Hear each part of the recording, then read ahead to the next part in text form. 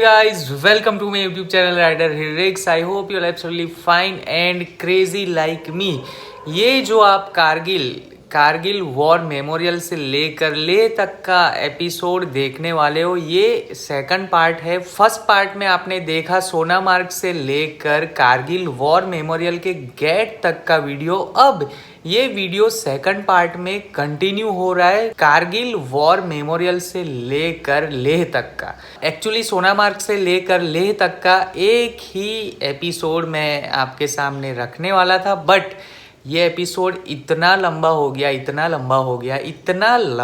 गया कि भाई साहब मुझे ये एक एपिसोड को 2 एपिसोड में बांटना पड़ा। मुझे लग रहा है अपना नसीब अच्छा है, कारगिल वॉर मेमोरियल विज़िट करने को मिल रहा है। अभी कुछ टाइम पहले ही इसे खोला गया होगा विज़िटर्स के लिए, वरना कोविड-19 की वजह से बंद ही था और अंदर एंट्री नहीं मिल पा रही थी। बट आज फाइनली यहाँ पे आकर कारगिल वॉर मेमोरियल को विज़िट करने का मौका मिल रहा है। Hi, where are you from? I'm from Ladakh. Ladakh, oh nice to meet you, bye. So ये जो कारगिल वॉर मेमोरियल है, इसकी हिस्ट्री कुछ इस तरह से है।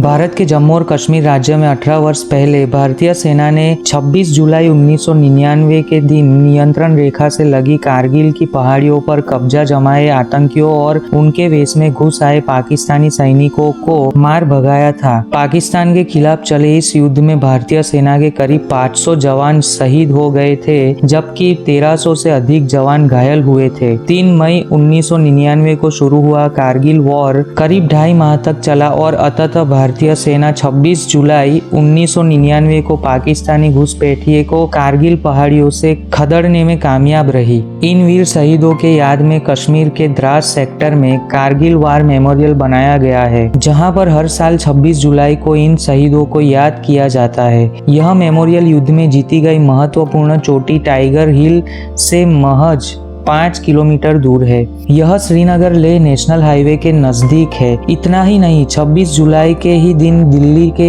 इंडिया गेट के पास स्थित अमर जवान ज्योति पर भारत के प्रधानमंत्री के द्वारा कारगिल युद्ध में शहीद हुए वीर सैनिकों को श्रद्धांजलि अर्पित की जाती है। इस कारगिल वॉर मेमोरियल को बनाने के लिए सैंडस्टोन पत्थर का इस्तेमाल किया गया था। इस मेमोरियल की दीवारों पर कारगिल युद्ध में पाक सैनिकों से लोहा लेते हुए शहीद हुए भारतीय सेना के जवानों के नाम लिखे गए हैं। साथ ही यहाँ पर 15 किलो वजनी भारतीय तिरंगा फहराया गया है। यहाँ पर लगी गैलरी में गोरखा राइफल रेजिमेंट के कैप्टन मनोज कुमार पांडे का नाम भी दर्ज है। पांडे को उनके अदम्य शौर्य और साहस के लिए भारतीय सेना के सर्वोच्च सम्मान परमवीर चक्र से नवाजा गया था। यहाँ पर लगी गैलरी में कारगिल युद्ध में मारे गए पाकिस्तानी सेना के ऑफिसर कैप्टन कर्नल शेर खान की तस्वीर भी लगाई हुई है।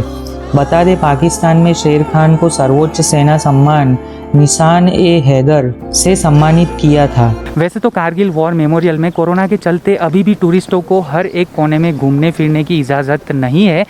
बस ये एंट्री से वहाँ तक जा सकते हो और वहाँ से फिर से लौट के आपको एग्ज़िट यहीं से करना पड़ेगा।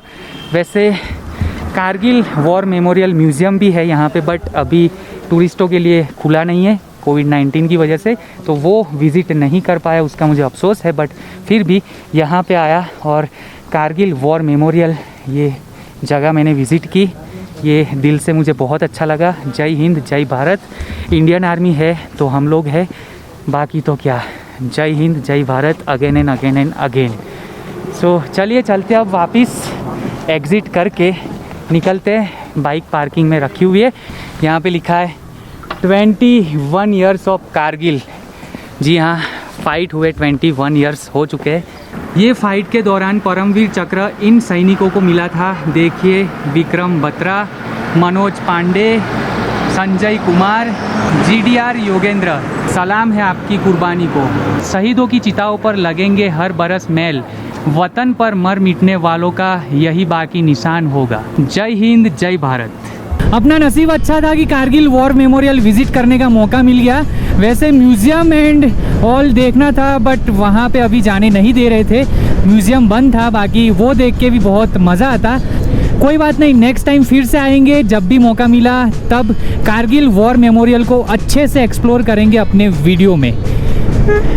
वैसे जल्दी मुझे कवर करना पड़ा, इसलिए ज़्यादा डिटेल में कुछ बता नहीं पाया, बिकॉज़ 5-10 मिनट का ही टाइम दे रहे थे कि जल्दी से जाओ और अंदर फ़ोटो क्लिक करके आओ, सब देख के आओ और फिर जल्दी से फटाफट निकल जाओ, एग्ज़िट कर जाओ बाहर।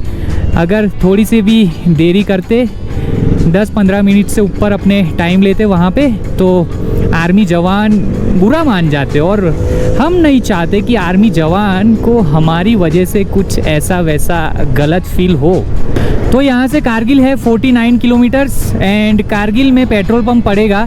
कारगिल के बाद तो ऐसे 60-70 किलोमीटर्स की दूरी पे पेट्रोल पंप मिल जाएंगे, ऐसा मैंने जब पेट्रोल फिलअप करवाया लद्दाख में तब मुझे पेट्रोल पंप वाले भैया ने बताया। और हाँ, द्रास में एक लौता पेट्रोल पंप है लद्दाख का, ये याद रख लेना। जम्मू एंड कश्मीर की साइड से लद्दाख की ओर आओगे तब आपको द्रास में पेट्रोल पंप मिलेगा, एंड कारगिल की ओर से लद्दाख में आओगे तब आपको पेट्रोल पंप मिलेगा द्रास में। हाय वैसे कैमरा में अभी ये माउंटेन्स आपको एक ही रंग के दिखाई दे रहे होंगे या फिर 2-3 रंग के ही दिखाई दे रहे होंगे, बट ट्रस्ट मी, करीब से देखोगे, एकदम पास से देखोगे तो बहुत सारे रंग आपको देखने को मिल जाएंगे। बहुत सारे रंग यानी कि यार मैं क्या ही एक्सप्लेन करूँ, अलग अलग रंग हर एक माउंटेन्स में आपको दिखाई देगा। आपको वो कलर, वो रंग फील होगा, देखते ऐसे आपका दिमाग बोल उठेगा, ओ ये तो ये रंग का है, ओ ये तो ये रंग का है, वाह। वहाँ देख लो, दूर कहीं ऊपर ग्लेशियर से पानी बहता हुआ नीचे आ रहा है, झरने बह रहे एकदम और नदी में समा जा रहे। ये टर्निंग पे मुझे बहुत संभलना पड़ रहा है। टर्निंग एकदम नैरो भी है, एकदम खुले हुए भी है, तो कुछ कह नहीं सकते। अगर आपने सोचा कि यहाँ पे फुल टर्न ले लूँ, टर्निंग बड़ा है एंड आगे आप देखोगे तो टर्निंग एकदम नैरो दिखेगा आपको। जैसे ही टर्न मारोगे ना, वैसे नैरो टर्निंग एकदम से यू टर्न आ जाएगा, हेयरपिन बैंड बोलते हैं ना, इस तरह का। तो इस वजह से संभल के चलाना अगर आप ये प्लेस विज़िट करने आते हो। अभी गलत क्या बोलना, मैं खुद 1-2 बार एक्सपीरियंस कर चुका हूँ, बचा हूँ। ऐसे मुझे लगा कि बड़ा टर्न है और एकदम से ऐसे हेयरपिन बैंड आ गया। ये तो अच्छा है कि अपनी ब्रेकिंग सिस्टम अच्छी है अपनी बाइक की, तो कंट्रोल हो गई बाइक। चलो, ऊपर वाले से दुआ करता हूँ कि आगे कुछ ऐसा वैसा ना हो और अच्छे से अपनी राइड कंप्लीट हो जाए।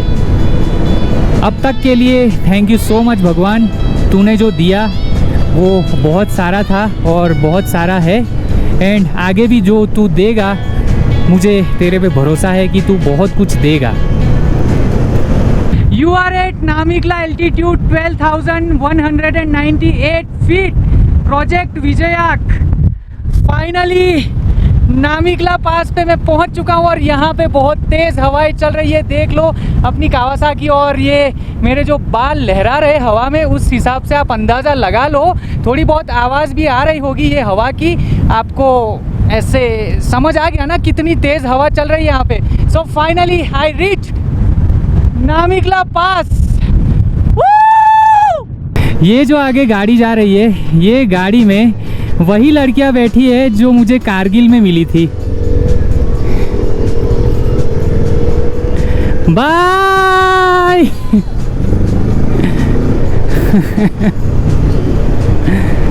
7-8 किलोमीटर की दूरी पे खारदू विलेज गया, अभी खाकसर आएगा। 2-3 किलोमीटर दिखा रहा था साइन बोर्ड पे डिस्टेंस।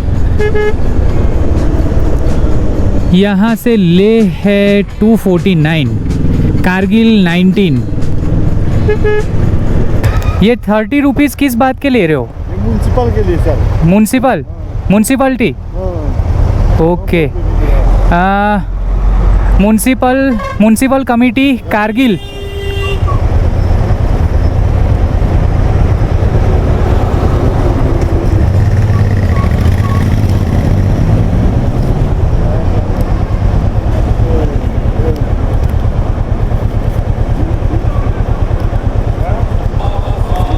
तो यहाँ पे म्यूनसिपल कमेटी कारगिल के लिए 30 रुपीज़ एंट्री फ़ी देनी पड़ती है। छोटी सी मार्केट देख लीजिए कारगिल टाउन की। कारगिल गांव आ चुका है और ये कारगिल गांव की छोटी सी मार्केट लग रही है मुझे। रोड के दोनों साइड दुकानें ही दुकानें हैं। कुछ दुकानें खुली हुई है, कुछ दुकानों के शटर बंद पड़े हुए। मूलबेक 25 किलोमीटर्स किसी गांव का नाम होगा। ये जो घास देख रहे हो ये कुछ किलोमीटर से मैं देख रहा हूँ रास्ते के आसपास फैला के रखी हुई है, गांव वालों की ही होगी। अभी कौन सी है वो पता नहीं, देखता हूँ। चावल तो नहीं लग रहे, कुछ और ही है।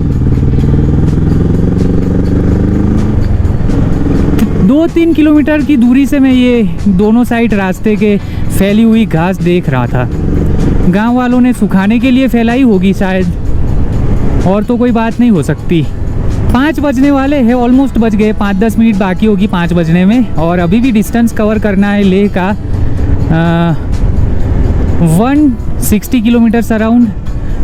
ये अपने बीड़ू लोग यहाँ पे क्यों रुके?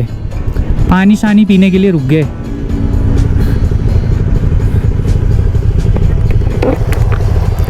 Going good. चलिए, इनके साथ मैंने भी पानी पी लिया। अच्छा, हाइड्रा बैग लेके चल रहा हूँ अपने साथ में, तो पाइप मुंह में डालो हेलमेट के अंदर से और पानी पी लो खींच के। वैसे आज की राइड थका देने वाली रही। ऊंचे ऊंचे पहाड़ों से, हाई एल्टीट्यूड रोड पे से होते हुए हम गुजरे। उसके बाद बर्फ़ आया, ऑफ रोडिंग आई, वाटर क्रॉसिंग आई, धूल मिट्टी, ये वो सब कुछ फेस करते हुए हम आगे की ओर फाइनली बढ़ चुके हैं। लेह पहुंच जाए बस। वैसे जम्मू कश्मीर लेह लद्दाख के पहाड़ों में अंधेरा काफ़ी देर से होता है। 7-8 बजे तक ऐसे आपको रोशनी दिखाई देती है, थोड़ी थोड़ी धुंधली सी। तो वो रोशनी तक आप, मतलब कि रोशनी के रहने तक आप राइड कंटिन्यू कर सकते हो। बट अंधेरा हो जाए उसके बाद तो आपको कहीं पे स्टे कर ही लेना चाहिए। भी आज पता नहीं क्या करेंगे, आगे निकलेंगे अंधेरा होते ही या फिर कहीं पे स्टे करते, देखते हैं। बट कोशिश तो कर रहे हैं हम कि लेह पहुंच जाए।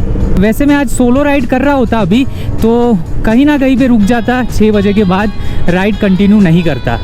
अभी आज मैं ग्रुप में हूँ, 3-4 लोग हैं हम, तो कंटिन्यू कर सकते हैं। कुछ हुआ ऐसा वैसा तो संभाल सकते हैं। और यहाँ पे पूरे बंजर पहाड़ में देख रहा हूँ, 0 पॉइंट क्रॉस करने तक ऐसे पहाड़ पे पेड़ पौधे थे, बर्फ़ थी, ये था वो था, बहुत कुछ था, हरियाली थी।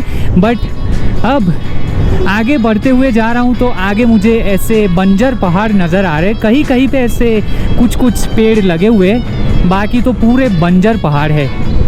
और क्या सीनेरियो आ रहा है, बहुत ही खूबसूरत नज़ारा दिखता हुआ।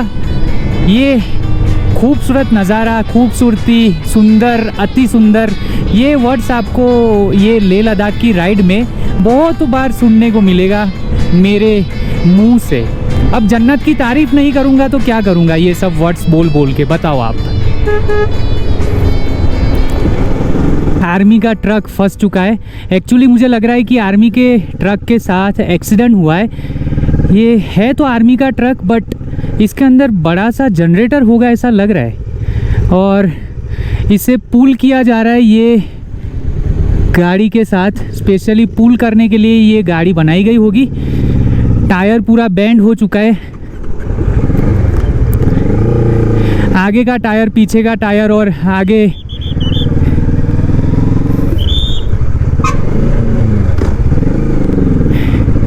चलिए निकल आया। और आगे का जो कैबिन था वो पूरा ऐसे दब चुका था।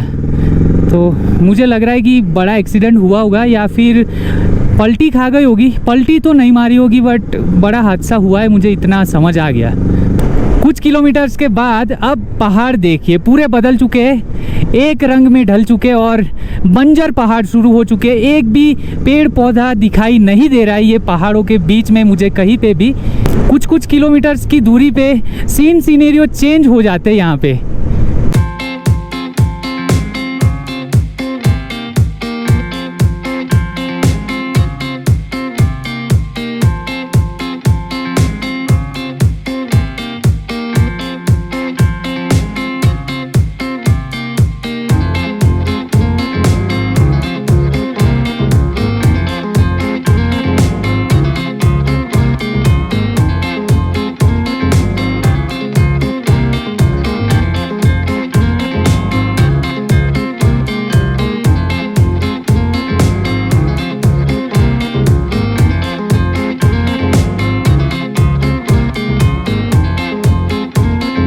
ये रास्ते के बाजू में लगे रेडियम ही हमें डायरेक्शन दिखा रहे कि यहाँ मुड़ो, यहाँ ऐसा टर्न है, सीधे जाओ, यहाँ पे सीधा रास्ता है। और सबसे ज़्यादा हेल्पफुल एक्सटर्नल ये हमारी फॉग लाइट्स आज हो रही है। स्टॉक लाइट भी अच्छी है, बट फॉग लाइट अगर मैं नहीं इंस्टॉल करवाता एक्स्ट्रा तो पहाड़ों के रास्तों पे रात को राइड करना आज इम्पॉसिबल सा हो जाता।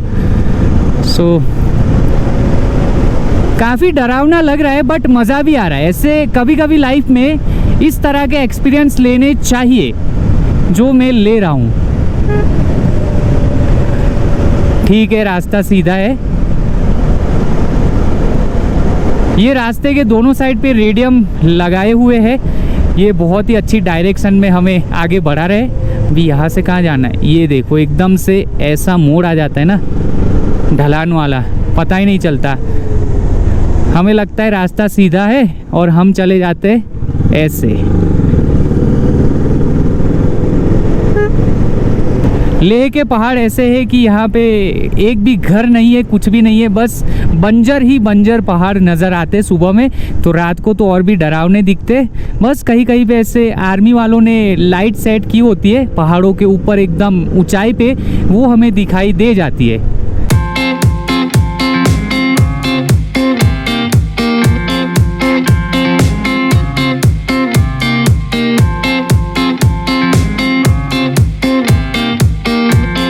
रात के ऑलमोस्ट 10 बजने वाले हैं। देख लीजिए यहाँ पे टाइम 9:53 हो रही है। सोनामार्ग से सीधे लेह, क्या बात है। मुझे लग रहा है एक और रिकॉर्ड मैंने क्रिएट कर दिया। सोनामार्ग से सीधे लेह पहुँचा दी अपने ने अपनी सवारी। मेरे लिए तो खुद का रिकॉर्ड बना के बैठ चुका हूँ मैं। एक्सपेक्ट नहीं कर रहा था कि मैं सोनामार्ग से सीधे ले पहुंच जाऊंगा। 9 बजे के बाद निकला, फिर भी ट्रैफिक मिली, ये मिली, वो मिली, कहीं कहीं पे रुकना पड़ा, स्टे लिया, सब कुछ एक्सप्लोर करते हुए आया। और फिर आज अभी 10 बजे करीब बस पहुंच जाऊंगा। अभी भी 30 किलोमीटर्स है तो हाफ एन आवर्स लग जाएंगे होटल तक पहुंचने में। अभी होटल कहाँ पे है वो मुझे नहीं पता।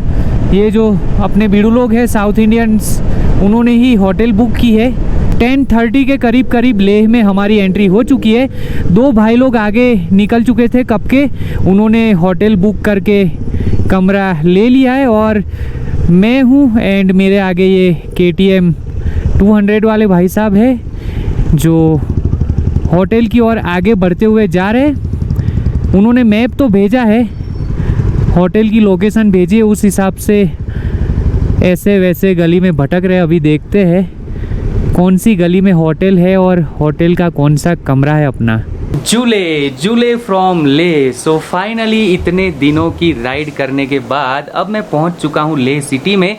कल की राइड तो कुछ ज़्यादा ही एक्सट्रीम हो गई थी, मेरे लिए तो एक्सट्रीम थी। पहली बार लाइफ में इस तरह की राइड मैंने की होगी। सो आगे तो और भी एक्सट्रीम राइड होती जाएगी। जैसे जैसे हम हाई एल्टीट्यूड पे पहुंचते जाएंगे वैसे वैसे नज़ारे भी खूबसूरत और भी खूबसूरत बनते जाएंगे और राइड भी एक्सट्रीम होती जाएगी। बड़ी बड़ी ऐसे वाटर क्रॉसिंग मिलेगी, ऑफ रोडिंग मिलेगी, ये वो धूल मिट्टी से भरे रास्ते मिलेंगे।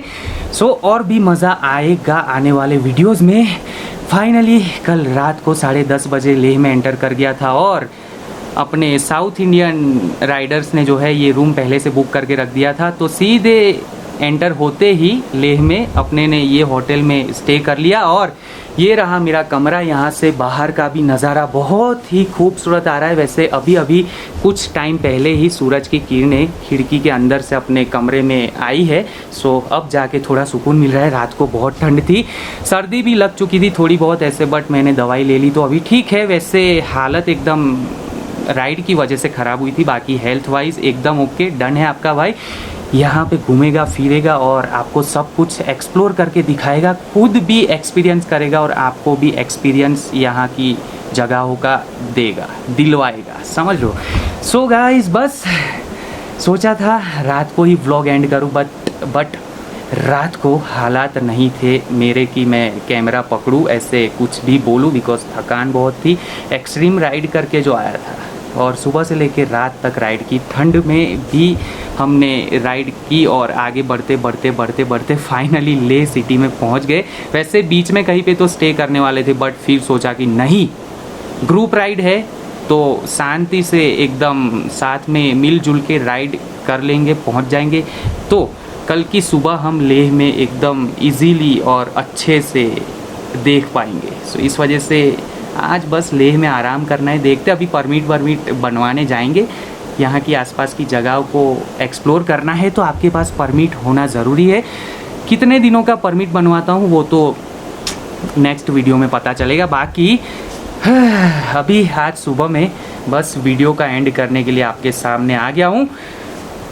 RT-PCR रिपोर्ट की बात करूँ तो अब मैंडेटरी नहीं है। जी हाँ, चेक पोस्ट पे और ऐसे बॉर्डर पे वो कौन सा टेस्ट बोलते हैं, दूसरा RT-PCR टेस्ट तो हमें करवा के आना होता है, जो कि मैंडेटरी अब नहीं है। अगर करवा के आते हो तो वेल एंड गुड, अदरवाइज़ यहाँ पे बॉर्डर पे आपको रोकेंगे और कौन सा टेस्ट, रैपिड हाँ, रैपिड टेस्ट करना पड़ेगा। वो लोग रैपिड टेस्ट करेंगे। रैपिड टेस्ट आपका नेगेटिव आता है तो आपको बॉर्डर क्रॉस करने देंगे, नहीं तो वहीं से आपको लौट के वापस जाना पड़ेगा। सो RT-PCR टेस्ट आप करवा के आओ, कहीं पे भी ज़रूरत पड़ सकती है। बाकी RT-PCR टेस्ट अब इतना मैंडेटरी नहीं है, मैंने तो एक्सपीरियंस किया, मुझे पता चल गया।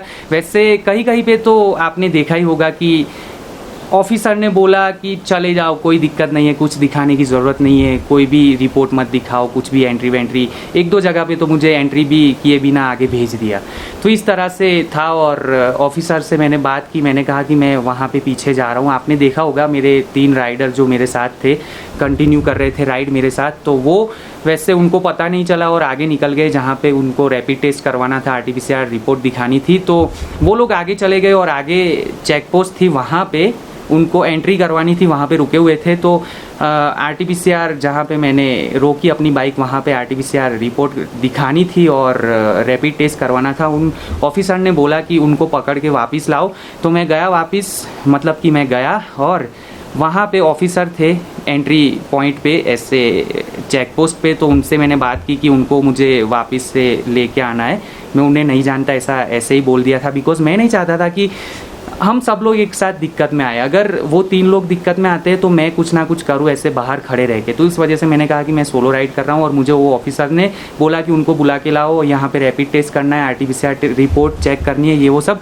तो वहाँ के ऑफिसर ने मुझे ये बोला कि कोई ज़रूरत नहीं है, एक बार निकल आए ना, आप निकल जाओ और कारगिल में मत रुकना, सीधे लेह चले जाना, जाओ, कोई ज़रूरत नहीं है, सब कुछ ठीक है। यहाँ पे एंट्री करवाओ, अपनी गाड़ी का नंबर, अपना नाम लिखवाओ और फिर आगे बढ़ जाओ, कोई दिक्कत नहीं है, तू भी आगे बढ़ जा और पीछे जाने की कोई ज़रूरत नहीं है। तो ऐसा वैसा सब यहाँ पे चल रहा था, देख लिया आपने।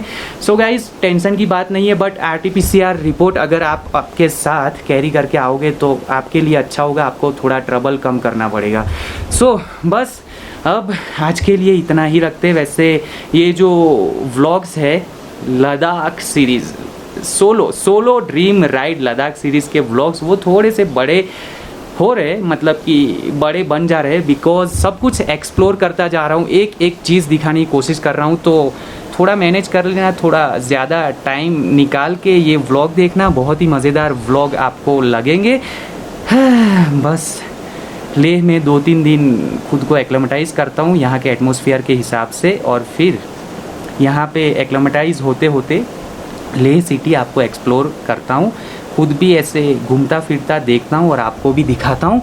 फाइनली अभी कुछ घंटे के बाद अब जाऊँगा मैं और परमिट बनवाऊँगा। फिर उसके बाद 2-3 दिन के बाद आसपास कहीं ऐसे हाई एल्टीट्यूड पे निकल पड़ेंगे अपनी बाइक लेकर। बाइक अभी तक बहुत ही अच्छा परफॉर्मेंस दे रही है।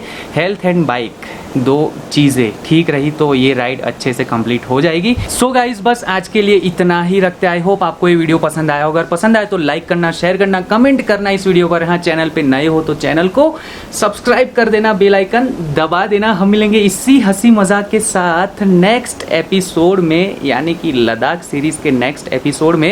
तब तक के लिए यूं ही मेरी तरह कुछ ना कुछ करते रहो, हंसते मुस्कुराते रहो। Tata bye bye, take care, see you.